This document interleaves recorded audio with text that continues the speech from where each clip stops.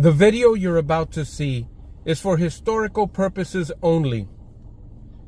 It is an almost daily snippet of 1010 Winds broadcast in New York City and the New York City metropolitan area. On my morning commute, I listened to this news broadcast and decided to share a snippet of the news for historical purposes. The mission is to record history. In reaction to that, the MTA Chief of External Relations, that's John McCarthy, giving us this statement, quote, New York's congestion pricing program has been developed in full compliance with the federal government's own value pricing pilot program. The idea of penalizing the MTA for taking steps invited and approved by the federal government is slightly absurd. That's the MTA statement from yesterday's press conference with Robert Menendez. A daring rescue right in the middle of New York Harbor to tell you about. If you hadn't heard yet, this is what happened. An emotionally disturbed man hanging off the side of a Staten Island ferry boat. Witnesses saying the man climbed out of the window of the ferry. NYPD Sergeant Darian Brooks with ESU spoke with ABC 7 Eyewitness News. Some people were in dry suits and some people were in rope harnesses just in case he actually went into the water or if he stayed on the ferry. We were prepared for both. And they rescued the man. He was taken to a hospital. No serious injuries. He has not yet been identified. Wednesday news time 8:09. A shooting and a car crash in the Bronx last night appear to be connected. NYPD is working to find out what happened here. They say a man was shot twice, including in the head, but he is in stable condition. This happened at East 161st and Westchester Avenue. That's the Longwood section of the Bronx. And right after that shooting, maybe within minutes, an SUV was found flipped on its side on Hewitt Place after hitting the sidewalk and flipping. Again, there have been no arrests so far, and the investigation ongoing, including looking at surveillance footage from that area.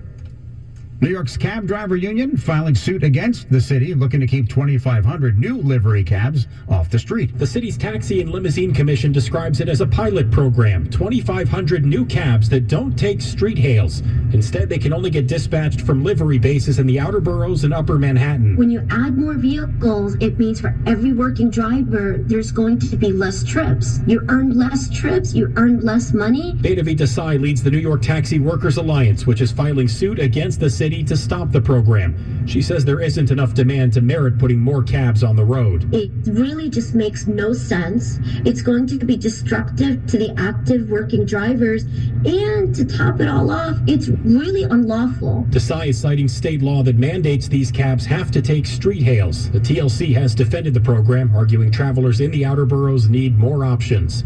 Steve Burns, 1010 Winds on 92.3 FM. When's news time 8:10? So where is the best place to live in our country? U.S. News and World Report just released its annual list, and Green Bay, Wisconsin grabbed the top spot. The report looks at the value, quality of life, desirability, and job markets of the 150 largest metro areas in the country. Last year's number one city was Huntsville, Alabama, which got bumped down to the second best place to live this year. Raleigh and Durham, North Carolina ranked number 3, rounding out the top 5, Boulder, Colorado, and Sarasota, Florida. So again, Green Bay, Wisconsin, number 1. Maybe Aaron Rodgers is regretting leaving Green Bay after all. New York City, by the way, comes in on this list at number 98. As we head here to traffic and transit, they say it's at 98 because of the quality of life with traffic, Karen. That makes sense. Yeah, quality of life and traffic don't necessarily go together, do they? We're going over to the Hudson River first because we've got these 45-minute numbers inbound at the GW Bridge, Holland and Lincoln. There goes your quality of life out of the window right now.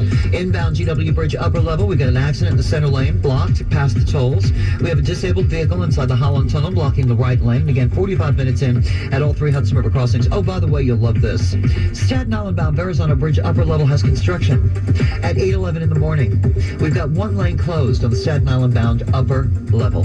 Now, in New Jersey, what we're dealing with is this northbound New Jersey Turnpike truck fire near 46 in Ridgefield Park. The left lane's closed. And it is really causing us a lot of angst east on the western spur of the Turnpike, which is delayed from 14 all the way up into the 18 interchanges. And then we're delayed half that on the northbound eastern spur from back at the Lincoln Tunnel right now. So that's the delays we're dealing with. 78 also has a vehicle fire at exit 18 for Route 22, and we've got the left and center lanes closed there. And the northbound Garden State Parkway locals north of the Vince Lombardi West area has got a disabled vehicle. Both directions of the 7s are delayed. Both directions of the J's are suspended. Crescent Street to Jamaica Center, Parsons Archer. Alternate side of the street parking rules and regulations are in effect today. And we're sponsored by waterassistance.nj.gov. I'm Karen Stewart, 1010 Wins on 92.3 FM. Struggling to pay your water or sewer bills? New Jersey's low-income household water assistance program can help you avoid service disruptions, restore services, pay reconnection fees, and stay up to date on payments. Don't get shut off. Apply today. Call 211 or visit waterassistance.nj.gov.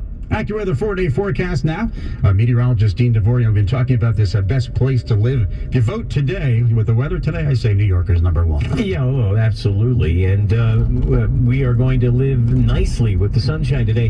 One thing I will point out, though, Glenn, look at that relative humidity number. It's down to 34%. And as the warmth picks up, that number continues to go down. Relative humidity is relative to the temperature. And the warmer the temperature, the more water vapor it can hold. But as dry as this next couple of days are going to be, we need to be careful, especially inland Jersey, Hudson Valley, Connecticut suburbs.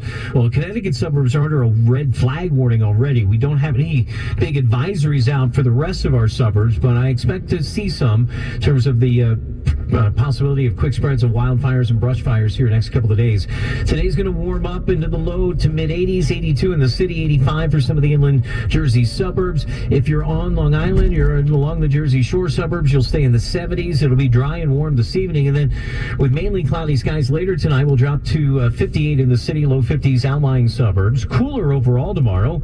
As sunshine returns, it's breezy, it's dry, mid 60s on Thursday, upper 60s Friday. As the dry weather continues, does look like we could get some rain chances in here for the second half of the weekend. We'll look at that as we go through the week. 61 in the sun, going up to 82 today. I'm AccuWeather meteorologist Dean DeVore, New York's weather station, 1010 Wins on 92.3 FM. When's news time? 8:14. I blocked the camera because we had a child crossing the street directly in front of the camera. Of facial recognition technology, and they're saying the pilot is voluntary but seems to work very well. Once it's perfected and basically installed, it will speed up the process. Now, of course, it's not done robotically. There's a TSA officer there to monitor the situation, make sure that you put your ID in the machine, that it registers properly, reads your eyes, and then off you go. Off you go. Sunshine. We're up to 61 now on our way to 82. And now this message: seal prior convictions. Call the expungement firm, 212-227-9595. PSEG Long Island understands that all of our local businesses have one thing in common. They're working hard every day to keep the customers who rely on them safe and satisfied. And at PSEG Long Island, we're prouder than ever to help those local businesses thrive. No matter the circumstances, we're committed to helping them save money by offering valuable energy efficiency programs, rebates, and incentives. Find out how we can make a big impact on your small business at psegline.com/business. Some people like A and others like B. At BMW, we prefer X.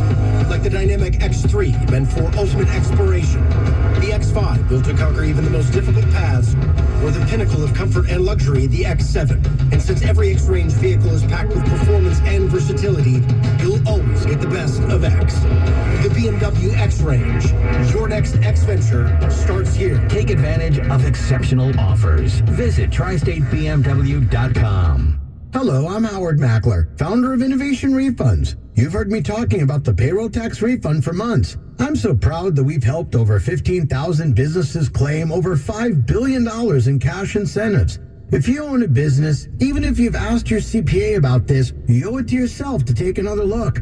Every client is assigned a licensed and insured tax attorney who evaluates your company at my expense to accurately determine eligibility. Innovation Refunds has hundreds of 5-star reviews on Trustpilot and Google, and your business might be entitled to receive up to $26,000 per employee. Businesses of all types can qualify, including medical, professional, construction, even nonprofits. Please don't miss out on this. Even your doctor would tell you to get an expert second opinion, and we do a lot of work for doctors.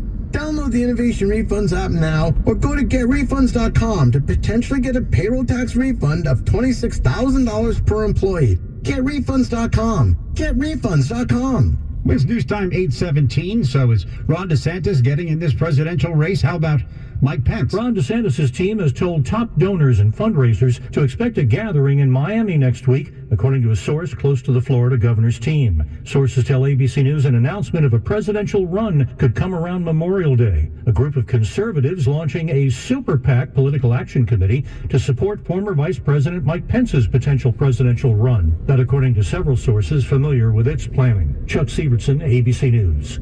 With the sun now at 61, already headed to 82. Let's talk seaweed. It's causing a problem on a beach in Jupiter, Florida, to the point where it's threatening sea turtle nesting season.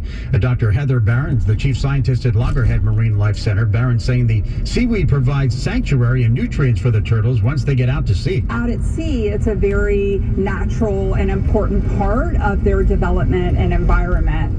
However, on our beaches, it can certainly provide an impediment, definitely makes it a lot harder for them and burns a lot of that energy that they really need to be able to swim. It's news time 8:18 and a little closer to us in Pennsylvania. A bald eagle was found dead in a rural area last week in Pennsylvania, apparently shot, according to police, and charges are pending against a man who has eventually now turned himself in. This happened in Mount Pleasant Township, that's in Washington County, and the police chief there is Matthew Tharp, saying his officers developed information about the person that was involved and then made this arrest. The residents there, like Lisa Amato, obviously pretty upset about this. They're just majestic birds. They're beautiful. They're absolutely beautiful. And to have them here is an honor. I don't want to judge them, but I do.